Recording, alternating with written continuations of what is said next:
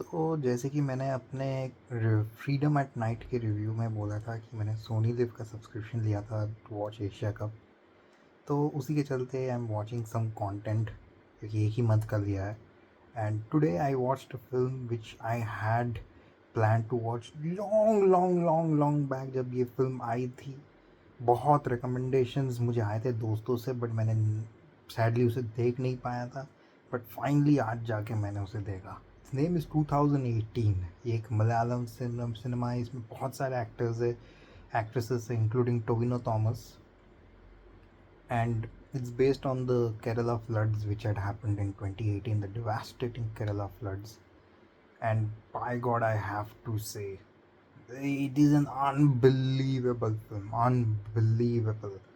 मतलब it's like a roller coaster of thrill emotions. क्या ही बोलो यार।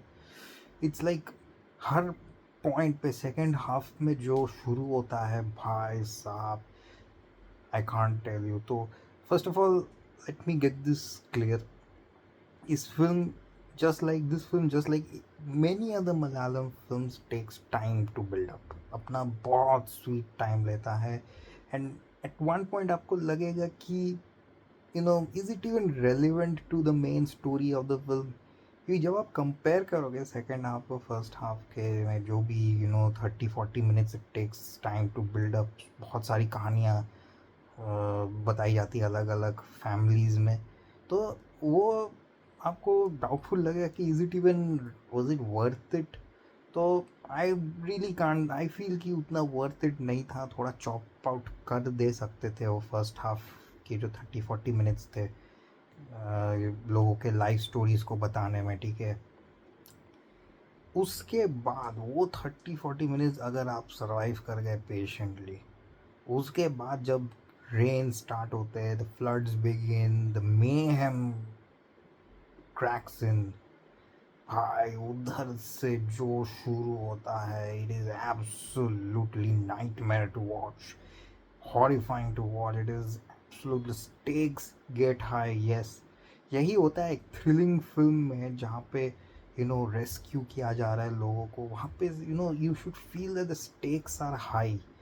आपको फील होना चाहिए कि भाई अब क्या होने वाला है यार, कैसे बचाने वाले हैं, how are they going to come out, क्या वो जिंदा बचेंगे कि मर जाएंगे। तो ये वो फिल्म सक्सेसफुली कर पाती है। It manages to raise the stakes to such high levels कि हर एक रेस्क्यू मिशंस पे जो लोग ये लोग जाते हैं, द फिशरमैन जो लोग कंट्रीब्यूट करते हैं, they volunteer to help the survive, to help to rescue the people. जब भी वो लोग किसी को रेस्क्यू करने जाते हैं तो कुछ कुछ जगहों पे the stakes are extremely high. For example there is one sequence जहाँ पे एक फैमिली है, ठीक है। एक फैमिली है, उनका एक बच्चा जिनका पैर टूटा हुआ है, हाथ टूटा हुआ है, ठीक है। वो लोग इतनी बुरी तरह से फंसे हुए हैं कि ऑलमोस्ट उनके गले तक पूरा पानी आ जाता है। एंड दे आर जस्ट ऐसे मुंह ऊपर करके somehow they are trying to survive।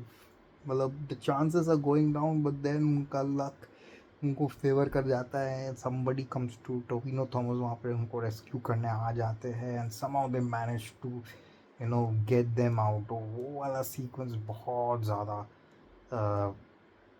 Interesting था, बहुत ज़्यादा थ्रिलिंग था। Stakes were feeling very high. तो बहुत ही ज़्यादा थ्रिलिंग और एक्साइटिंग इंटरेस्ट आपका पकड़ लेता है after that weak first half 30 minutes 40 minutes.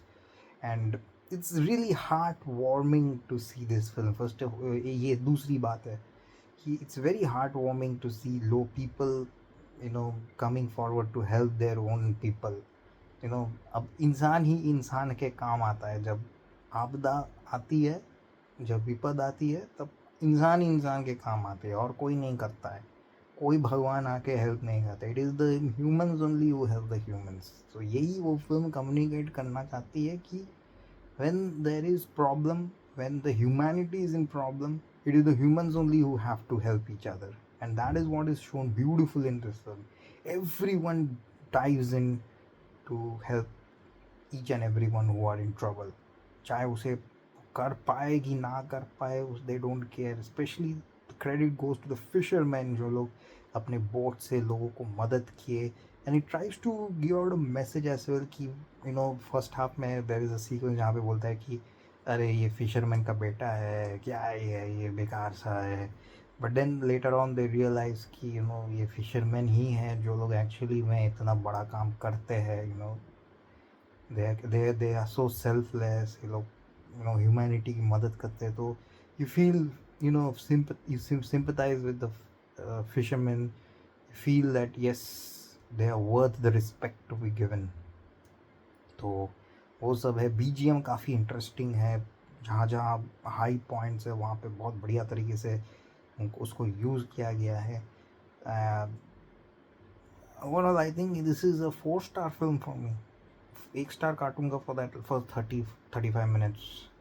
वहाँ पे मैं बहुत बोर हो गया था। आई ऑलमोस्ट थॉट कि शायद ये ऐसे ही चलने वाला है क्या, लेकिन नो, होल्ड ऑन। ये मलयालम फिल्म्स का कैरेक्टरिस्टिक होता है, जहाँ तक मुझे पता है। इतने सालों से मैं कुछ मलयालम फिल्म्स देखा हूँ, मैंने देखा है कि they don't start immediately, time लगता है फिल्म को चालू होने में। 30-35 मिनट्स पेशेंटली वेट करो, उसके बाद it is going to rocket की तरह टेक ऑफ करने वाला है। And this film does exactly that. And एकदम लास्ट मोमेंट तक इट डजंट लीव यू, ठीक है।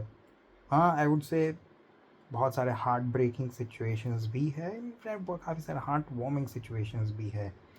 तो रेडी रहना। It's if you have not watched it yet, I mean I believe काफ़ी लोगों ने देख लिया होगा इस सिनेमा को, but if you have not watched it, you can definitely watch it on Sony LIV. And it's a mix of heart warming, heart breaking, bravery, courage, humanity, सबको मिला के एक बढ़िया सा थ्रिलिंग फिल्म बनाया है, जहाँ पे स्टेक्स आर हाई।